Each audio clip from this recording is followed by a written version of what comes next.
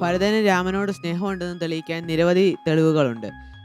കൈകേയിയുടെ ദുർബുദ്ധി അറിഞ്ഞ ശേഷം ഭരതൻ കൈകേയിയോട് പരുഷമായാണ് പെരുമാറിയത്. പിന്നീട് മന്ദരയാണ് ഇതിൻ്റെ പിന്നിലെന്നറിഞ്ഞപ്പോൾ മന്ദരയോടും കുപിതനായി.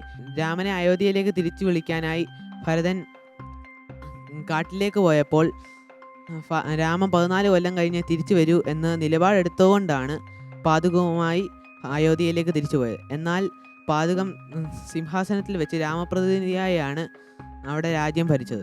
ഭരതൻ ഒരു സൂത്രശാലിയായിരുന്നു എന്നുള്ളത് നമുക്ക് ചെറുതായി കാണാൻ പറ്റുന്നതാണ് രാമായണത്തിൽ തന്നെ. ഭരതൻ സൂത്രശാലിയാണെന്നുള്ളത് നമുക്ക് രാമായണത്തിൽ കണ്ടാൽ അറിയാവുന്ന എവിടെ കണ്ടാൽ ഞാൻ പറഞ്ഞു വരുന്നത് അത് തന്നെയാണ്.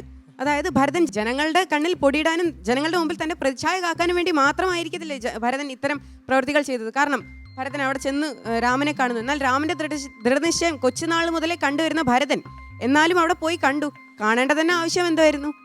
അതിൽ നിന്ന് തന്നെ നമുക്ക് മനസ്സിലാക്കാൻ പറ്റുന്നില്ലേ ഭരതന്റെ മനസ്സിൽ എന്തോ ഒരു ഗൂഢാലോചന ഉണ്ടായിരുന്നു. ഗോപാലൻ സാർ അറിഞ്ഞ വാൽമീകി രാമായണത്തിലോ എഴുത്തച്ഛ രാമായണത്തിലോ ഇങ്ങനെ ഭരതന്റെ ഒരു ഇതില്ല. സാറൊന്നും ഞെട്ടി. സൂത്രശാലിയായ ഭരതൻ. പക്ഷെ എന്നിട്ടും നന്ദിഗ്രാമത്തിൽ ഭരതൻ അവിടെ പാതുകം വെച്ച് പൂജിച്ച് അവിടെ കഴിയുമായിരുന്നു. അപ്പൊ അതോ രാമന് വേണ്ടി ആണ് ഭരിച്ചത്. എന്നാലും തീരുമാനമെടുക്കാനുള്ള ഒരു അധികാരം, അതായത് ഭരണം ഭരതന്റെ കയ്യിൽ തന്നെയല്ലേ. ആ ചെരുപ്പൊരു മുഹമ്മൂടിയായിരുന്നു എന്ന് വേണമെങ്കിൽ പറയാം.